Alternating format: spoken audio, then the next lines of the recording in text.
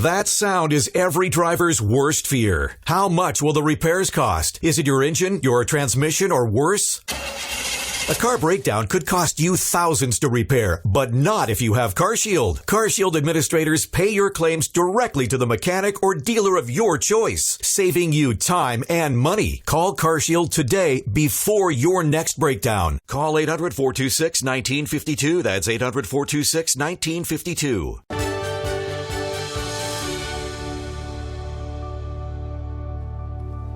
Assalamualaikum dan salam sejahtera. Anda bersama saya Afizal Zaman bertemu rakan tugas Hakim Rahman. 8.30 dalam Awal Ni Pagi kita nak bincangkan satu topik yang begitu penting, iaitu serba sedikit mengenai isu kesihatan dan juga penjagaan.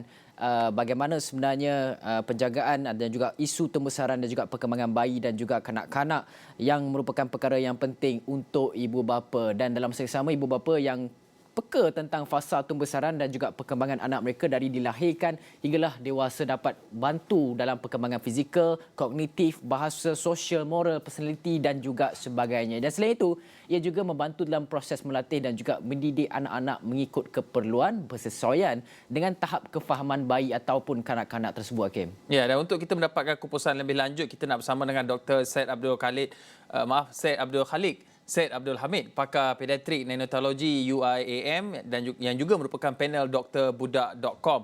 Assalamualaikum, selamat pagi doktor. Waalaikumsalam. Doktor, kenapa soalan pertama, kenapa kita perlu membuat penilaian pembesaran dan juga perkembangan kanak-kanak ini, terutamanya kanak-kanak yang masih lagi muda usianya, bayi lah, daripada seawal kelahiran sehinggalah usia mereka ni 5 atau 6 tahun, doktor? Terima kasih. Okey, so kenapa perlu ya? Satunya yang saya rasa benda ni, topik ini sangat penting bagi saya sebabnya saya selalu dapat rujukan pesakit-pesakit bila datang dirujuk kepada saya. Kadang-kadang tu saya nampak sebenarnya banyak benda kita boleh buat jauh lebih awal, mungkin beberapa bulan lebih awal daripada sebelum ketika pesakit itu sampai pada saya. So saya merasakan perlunya lebih ramai tahu pasal isu betapa perlunya kita membuat penilaian pembesaran dan perkembangan kanak-kanak di rumah dan juga di pusat pendidikan awal kanak-kanak di tadika, taska dan sebagainya, supaya kanak-kanak yang bermasalah boleh jumpa dengan pakar yang sesuai pada masa yang lebih cepat. Banyak benda kita boleh buat. Kenapa dia penting? Saya bagi beberapa data dulu. Kalau tahun 2019, ni sebelum pandemik, WHO menyatakan 21.3%, iaitu seramai 144 juta kanak-kanak seluruh dunia bawah 5 tahun adalah stunted. Dia tidak mencapai ketinggian yang sepatutnya. 6.9%, iaitu 47 juta kanak-kanak bawah 5 tahun, dia wasted, dia tidak berat badan dia tidak betul. Kalau kita tengok data di Malaysia, National Health and Mobility Survey tahun 2019 juga, 50.1% orang dewasa overweight dan juga obese, dan kanak-kanak 29.8% kanak-kanak berumur 5 ke 17 tahun adalah overweight dan juga obese. So jumlah ini 30% kanak-kanak obese. Ini adalah satu jumlah yang sangat-sangat merisaukan sebenarnya. So data kita ni, dan ini juga sebelum pandemik. Kita tahu selepas pandemik kan orang duduk rumah, kejap buka peti kan.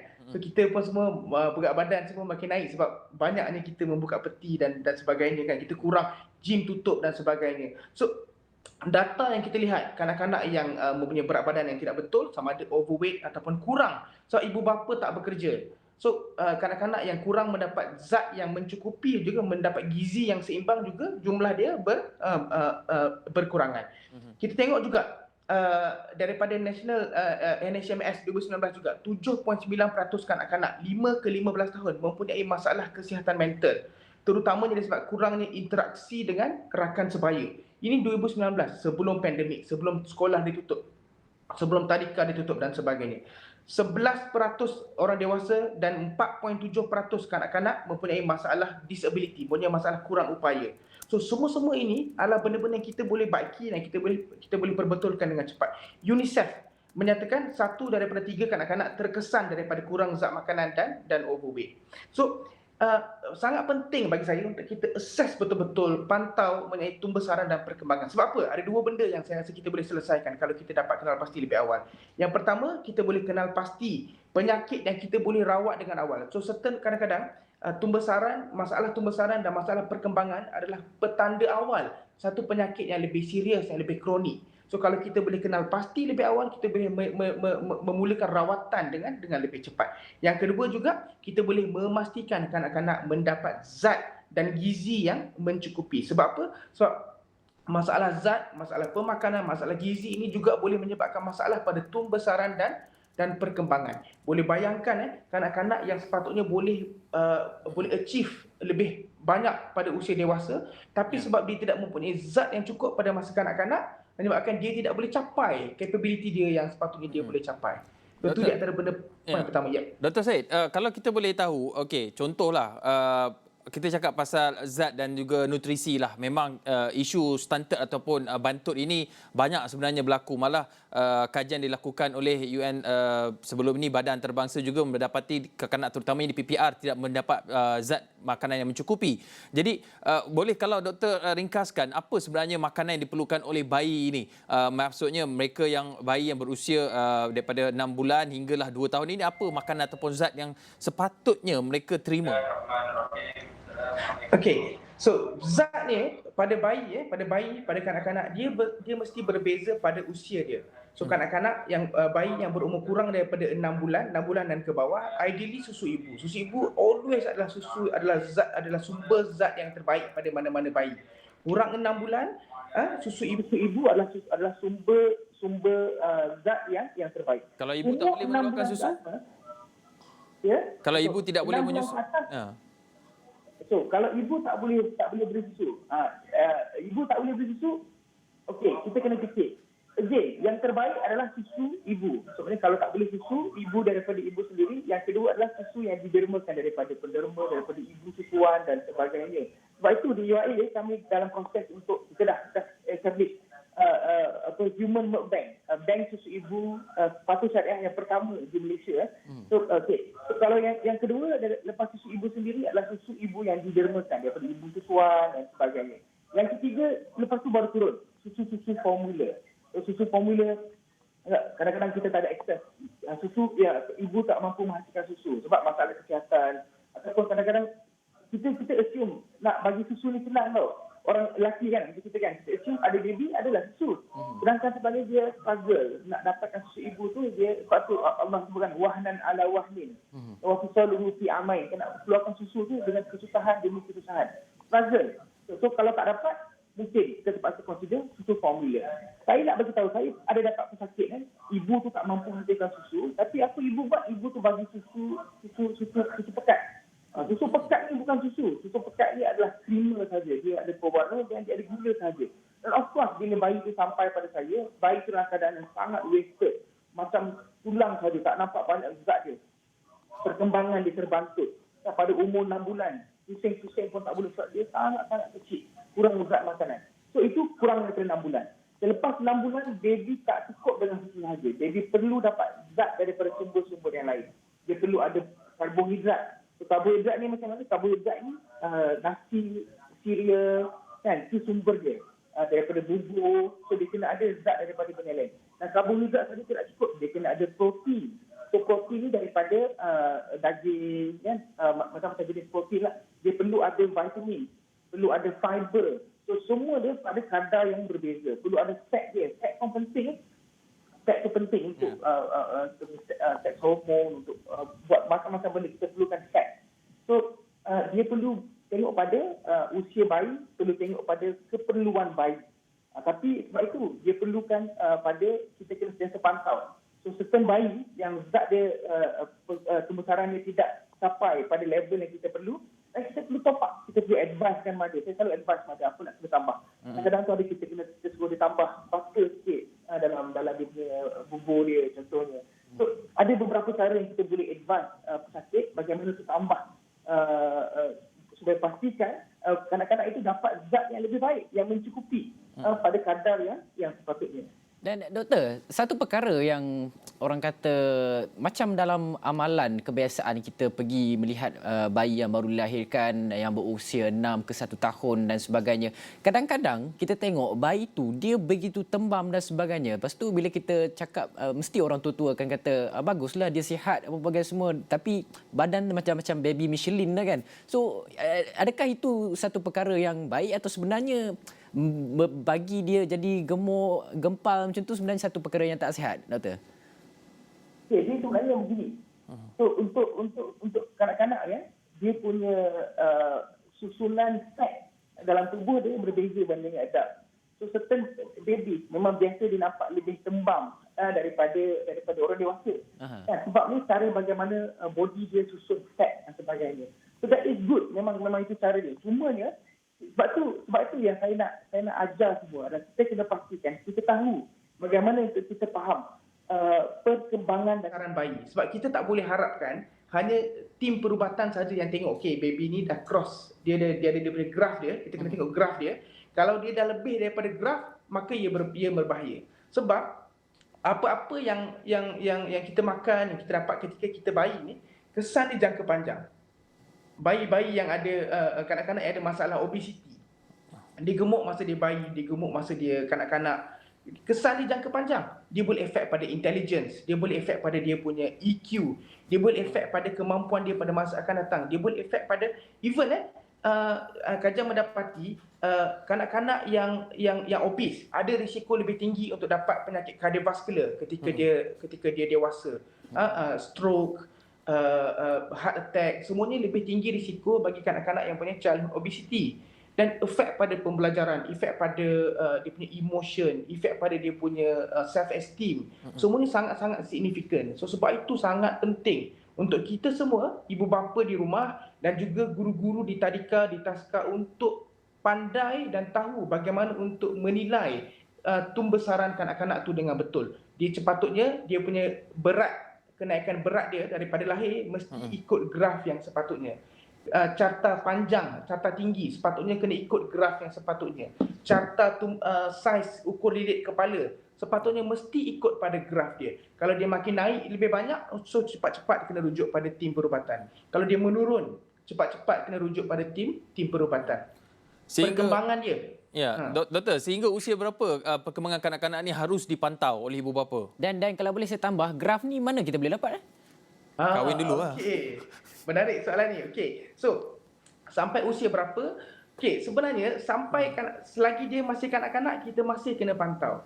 Cumanya, keutamaannya adalah pada umur 2 tahun ke bawah.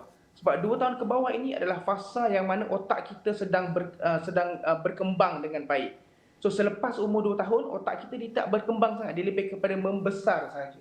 So, sebelum umur 2 tahun adalah fasa yang mana otak kita sedang berkembang. So, ini adalah fasa yang sangat penting untuk kita memastikan kanak-kanak itu mempunyai zat yang mencukupi. Otak dia, saiz kemampuan dia cukup pada usia dia, terutamanya pada umur 2 tahun ke bawah. Okey. Macam mana kita nak nilai? Okey, saya sebut tadi pasal graf dan sebagainya. Sebelum saya sebut graf tu, kena tahu dia ada 2 jenis umur, ada 2 jenis age. Satu kita panggil chronological age, satu kita panggil gestational age. So chronological age ini adalah usia bayi daripada hari dia lahir. Contohnya dia lahir 1 hari bulan Jun, macam saya 1 bulan Jun.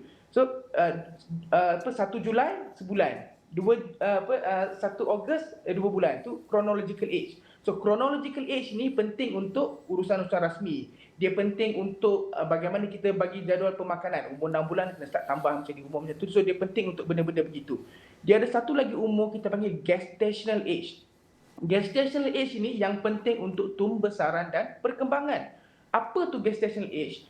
Contohnya, bayi yang lahir awal selama 2 bulan. So bayi tu sepatutnya lahir 40 minggu kan. So dia lahir pada usia 32 minggu. So dia awal 2 bulan. So bila dia awal 2 bulan, umur dia kita kena tolak 2 bulan. Contohnya, bila chronological age dia umur 1 tahun, 12 bulan. So umur gestational age dia adalah 10 bulan. So maknanya bayi ini dia akan lewat sikit berjalan 2 bulan. Kemampuan dia akan lewat sedikit 2 bulan. Kemampuan dari sudut perkembangan dan juga dari sudut tumbesaran pun sama. Tumbesaran ni kita akan anjakkan sikit selama 2 bulan ke belakang. So ini gestational age. So gestational age ini dia penting untuk penilaian tumbuh besaran dan perkembangan. Okey, di mana nak dapatkan graf tu? Okey, satu yang bagusnya di Malaysia, saya pernah bekerja di beberapa negara lain juga. Satu yang bagus saya lihat di Malaysia adalah buku bayi. So buku bayi di Malaysia adalah sangat baik. Buku bayi di Malaysia itu sangat baik sebab kalau tengok buku bayi yang diberikan oleh Kementerian Kesihatan Malaysia dan juga buku bayi yang dibekalkan oleh mana-mana hospital yang mana bayi itu lahir. So buku bayi itu sangat bagus. Boleh tengok di buku surat belakang-belakang tu dia ada chart, dia ada graf dia ada graf tumbesaran bayi sampai umur 2 tahun. Dia tengok dia ada chart umur 0 ke 2 dan 2 tahun ke atas. Dia ada chart dia.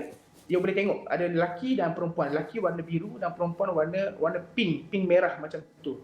So dan dalam chart ni kita boleh nampak dia ada line-line dia. So nurse bila datang untuk vaksin, dia akan plotkan. So kalau nampak dah mula cross daripada sental dia akan rujuk. Cuma kadang-kadang tu selepas umur setahun, kadang dia tak monitor dengan frequent. Sebab itu saya nampak perlunya keluarga lah kena mula tengok plot dia macam mana. So yang terbaik, yang paling mudah di Malaysia adalah kita lihat pada buku kanak-kanak. Buku kanak-kanak itu yang paling mudah. Dan buku tu juga dia ada graf untuk perkembangan bayi. Dia bagi tahu dah umur 6 bulan bayi kena boleh duduk dengan support. Umur 8 bulan, 9 bulan baby kena boleh duduk tanpa support macam tu. So dia ada chart tu. Dia perkembangan fizikal dan juga orang kata motor kognitif ini juga penting untuk kita monitor, bukan hanya keperluan gizi, nutrisi yang mencukupi untuk pembesaran orang kata fuel untuk kanak-kanak itu untuk membesar. Dan ini juga kita akan bincangkan, doktor. Selepas ini kita perlu berhenti seketika. Selepas ini kita nak bincangkan umur berapa kanak-kanak itu sepatutnya ikut perkembangan yang sihat, boleh berjalan, boleh bertutur ataupun boleh sebut perkataan-perkataan asas saja. Ini kita akan bincangkan selepas kita kembali daripada rehat ini.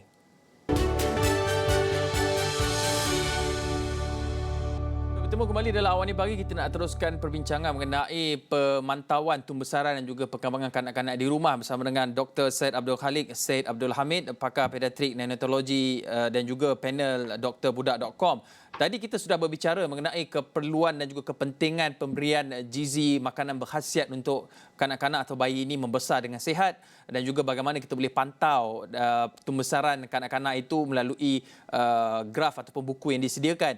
Cumanya doktor, kita nak melihat kepada salah satu fokus ini lebih kepada fizikal, pemerhatian kita. Ada orang yang anaknya lambat berjalan, usianya sampai dah 18 atau 20 bulan tak boleh berjalan lagi. Ada kanak-kanak yang umur dah kurang 2 tahun pun masih lagi tak boleh nak menyebut macam baba, ibu atau mami, perkataan-perkataan mudah itu. Adakah ini perkara yang berbeza ikut tumbesaran kanak-kanak, ataupun bagaimana kita boleh melihat red flagnya apabila kanak-kanak ini tidak boleh melakukan sesuatu perkara sesuai dengan usia tumbesaran mereka? Betul. Terima kasih. Ini pun satu soalan yang sangat-sangat penting saya rasa. Ini pun satu masalah yang saya selalu terima di hospital saya kan. Kadang-kadang tu kita terima dah lambat sangat. Sebab itu kita sangat-sangat penting lah, saya rasa ibu bapa pun perlu tahu isu berkaitan dengan perkembangan kanak-kanak. Apa kemampuan kanak-kanak yang boleh buat. Contohnya, saya bagi beberapa contoh red flag yang kita kena tahu. Contohnya, kanak-kanak kurang 1 tahun. Dia tak sepatutnya ada hand preference. Dia tak sepatutnya kidal atau suka tangan kanan. Yang tu sepatutnya tak muncul sebelum umur setahun. Selepas setahun baru ada. So kalau umur setahun, kanak-kanak tu dah ada hand preference. Maka ia satu benda yang merisaukan. Contohnya, kanak-kanak baik umur 18 bulan masih belum mampu berjalan dengan sendiri. So satu masalah. Kita tengok biasanya di pihak hospital kita akan assess 4 domain yang utama. So domain dia apa? Satu domain kita panggil gross motor, motor kasar, contoh berjalan, berlari dan sebagainya. So ni gross motor. Yang kedua adalah fine motor, motor halus. Contohnya macam bagaimana kemampuan untuk melukis, untuk build blocks dan sebagainya. Yang ketiga, pertuturan dan bahasa. Yang keempat adalah social. So ini 4 domain yang kita biasanya assess pada mana-mana bayi. So 4 domain. Saya bagi beberapa contoh. Dari segi language, contohnya bayi umur lebih kurang 3 bulan, dia patut dah boleh cooing. So cooing ni macam mana? Dia bunyi Dia bukan setakat menangis saja. Sebelum tu dia menangis saja. By umur 3 bulan dia patut dah ada cooing. Dia uwa. Kemudian umur 6 bulan dia dah mula babbling. So babbling tu macam mana, dia dah start ada ba, ma. Walaupun dia bukan refer pada baba dia dan mama dia, tapi dia dah start ada konsonan. So ada konsonan tu umur 6 bulan lebih kurang. Umur 12 bulan bayi kanak-kanak sepatutnya sudah mula boleh dia dah ada one word sentence. Dia dah ada bercakap dengan satu perkataan. Dan dia sepatutnya ada lebih kurang, paling kurang dia kena ada 5 meaningful word, dah kena ada 5 vocab, 5 perkataan yang difahami. Perkataan tu pula dia tak seperti perkataan penuh, kereta, no, dia boleh monosyllable word. Kereta dia bunyi te, kan? Susu dia bunyi cu. So dia boleh monosyllable, tapi kena ada lebih kurang 5, paling kurang 5 perkataan yang difahami baik umur 1 tahun. Baik umur 2 tahun, kanak-kanak sepatutnya sudah boleh mula combine words. Nak air, nak susu, nak abah, nak ibu. Dia dah boleh mula gabungkan perkataan. Perkataan tu masih boleh lagi monosyllable, tapi dia sudah boleh mula gabung perkataan. Umur 2 tahun. Umur 3 tahun, kanak-kanak sepatutnya sudah boleh pandai menggabungkan 3 perkataan. Sebab kita punya ayat perlu paling kurang 3 perkataan kan. So dia dah boleh mula gabung 3 perkataan. Dia sudah boleh mula hafal nursery rhymes.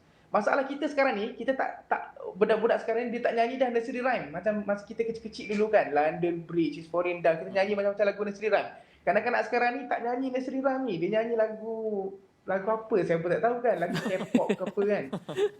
Lagu Ultraman, lagu apa, dia tak nyanyi nursery rhyme macam zaman-zaman kita dulu masa kecil-kecil.